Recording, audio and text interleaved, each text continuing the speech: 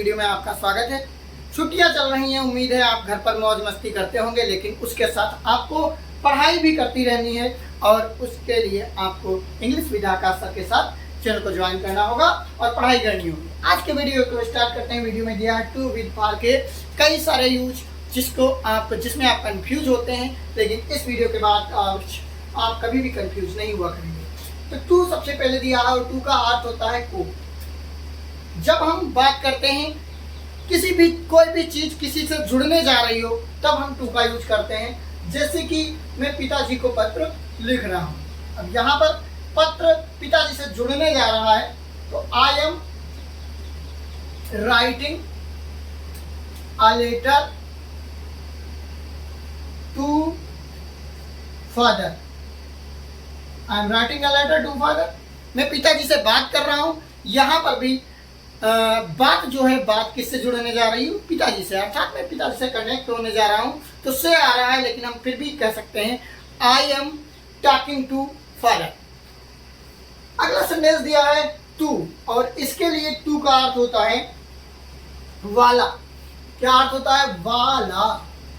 मैं जाने वाला हूँ, तुम खाने वाले हो, तो तुम खाने वाले हो। You are to eat, you are to have या eat. How will explain you are to have। और जैसे कई लोग बनाते हैं you are about to eat, तो वो भी सही है। आखिर वहां पर भी टू आ रहा है ना। You are about to eat, वो भी सही है।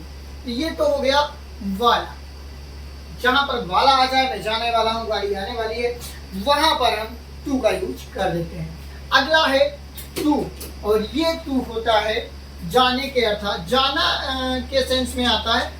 जब हमें जाना होता है, देखिए किस तरीके से गो आएगा, प्लस टू आएगा, प्लस प्लेस का नाम आएगा। ध्यान रखिए, प्लेस का नाम आना चाहिए। गो के बाद प्लेस का नाम आना चाहिए। गो के बाद प्लेस का नाम आना चाहिए। जैसे कि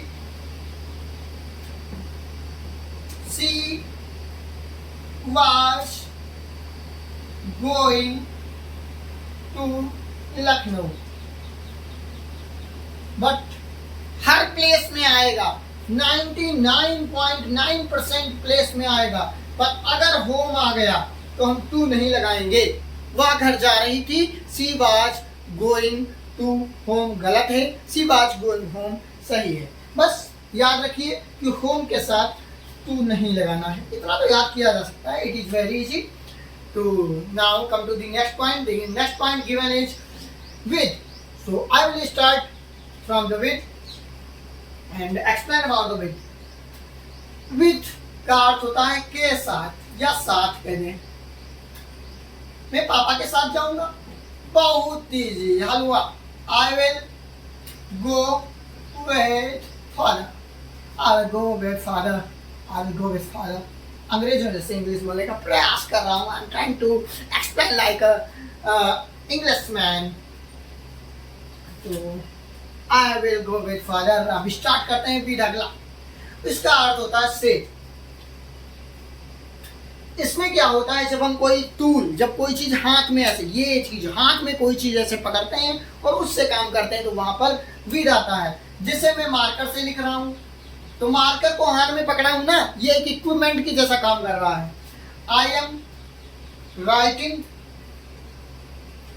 writing with the marker, with the marker. तो मार्कर से लिख रहा हूं। ऑन द बोर्ड भी कर सकते हैं। वह लकड़ी से कुल्हाड़ी का, अरे फिर से वही, वह कुल्हाड़ी से लकड़ी काट रहा है। तो he is cutting the wood with x. तो इस तरीके से, क्योंकि वहां पर एक्स एक औजार है, टूल, इक्विपमेंट, वीपन। जब ये चीजें दी होती हैं तब हम विद का यूज करते हैं। अगला विद दिया है और उसका अर्थ होता है लिए हुए। लिए हुए, ध्यान रखना, लिए हुए। वैसे तो हमें सभी को पता है कि जब लिए हुए आता है तो हैविंग लगा देते हैं, कोई दिक्कत नहीं है, विद भी लगा सकते हैं। वह बच्चा लिए हुए है, she is with the baby, she is with the baby. और अगर हम चाहें तो हम लिख सकते हैं she is having the baby, she is having the baby, वो भी सही है। खैर नेक्स्ट पॉइंट पर बढ़ते हैं। तो हैविंग लगाओ चाहे विद लगाओ, बात एक ही है। नेक्स्ट पॉइंट हमारा है, next point is for. I will start, I will explain about the for. We can use for with द 3 टाइप्स एंड तो फॉर, जैसे फॉर मानी होता है के लिए, मिलते क्या कहते हैं, तेरे वास्ते फलक से मैं चांद लाऊंगा, लेकिन यहाँ पर फॉर माने के लिए, तुम्हारे लिए चांद ले आऊंगा भाई। आई विल ब्रिंग, तुम्हारे लिए चांद लाऊंगा भाई। I will bring the moon, bring the moon for you. ये तो सब कहने की बातें हैं, कोई ऐसा कर नहीं पाता है, ऐसे लोग बड़ी बड़ी बातें करते हैं, वही मैं संदेश बना दिया हूँ। द मून इसलिए लगाया क्योंकि मून यूनिक है, यूनिक के लिए द लगाते हैं, वैसे तो ए ही लगता है। I will bring the moon for you. अब वैसे तो कोई सी चीज को लाने के लिए हम ए लगाएंगे, ये होता फॉर मनी के लिए। फॉर अगला है से। अब यहाँ पर डरना मत, अभी कहोगे कि सर पहले भी से समझाया, ये भी से आ गया, तो ये से था टूल, इक्विपमेंट, वीपन के लिए। जब हम हाथ में पकड़कर कोई काम करते हैं, किसी चीज को हाथ में पकड़कर उससे काम करते हैं तो वो आ जाता है विद। लेकिन यहाँ पर ये आएगा टाइम के लिए, और टाइम ऐसा जो इंडेफिनिट हो, अनिश्चित हो, अनिश्चित, इसका समय निश्चित ही ना हो। जैसे कि 2 घंटे से 4 घंटे से, 2 महीने से 4 महीने से, तो ये अनिश्चित टाइम होते हैं। अगर इसी को निश्चित में बदलें तो 2 बजे से 4 बजे से, 2 जुलाई से 4 जुलाई से, जुलाई से अगस्त से, और कहाँ पर वहाँ पर क्या आता है, सिंस आ जाता है। लेकिन यहाँ पर हम बात कर रहे हैं फॉर की, तो फॉर आता है इंडेफिनिट टाइम के लिए, और हमें इसके लिए पढ़ना होगा present perfect continuous, past perfect continuous, future perfect continuous. चलिए, तो अब हम जैसे बना लेंगे I am, sorry I am नहीं, I have been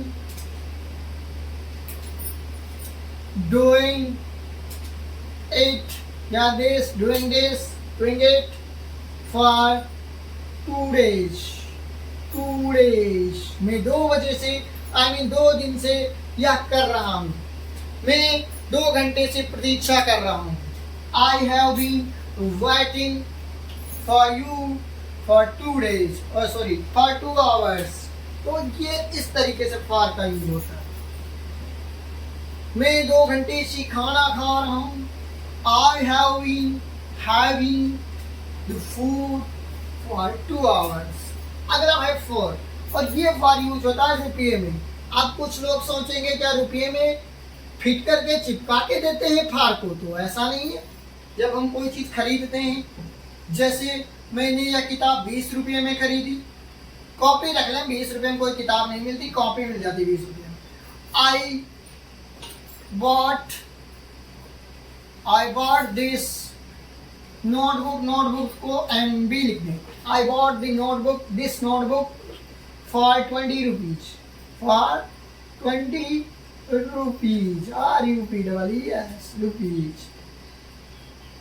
मैंने यह मोबाइल 10,000 में खरीदा। I bought this mobile for 10,000 rupees. इस तरीके से हम रुपयों में फॉर का यूज करते हैं। उम्मीद है ये वीडियो आपको पसंद आई होगी, और हाँ, वीडियो पसंद आई है तो जाइए मेरे चैनल पर, और जो काली काली सब्सक्राइब कर दिखी है उसको सफ़ेद कर दीजिए, अर्थात सब्सक्राइब कर दीजिए। और ऐसे ही वीडियो आप और मिलेंगे अगर आप सब्सक्राइब कर देंगे। ऐसे वीडियो आप पाते रहे घर पे फर्राटेदार इंग्लिश बोलिए हमारे वीडियो देखने के बाद, और चैनल को सब्सक्राइब कर दीजिए। मिलेंगे अगले वीडियो में, तब तक के लिए बाय बाय, अपना ख्याल रखें।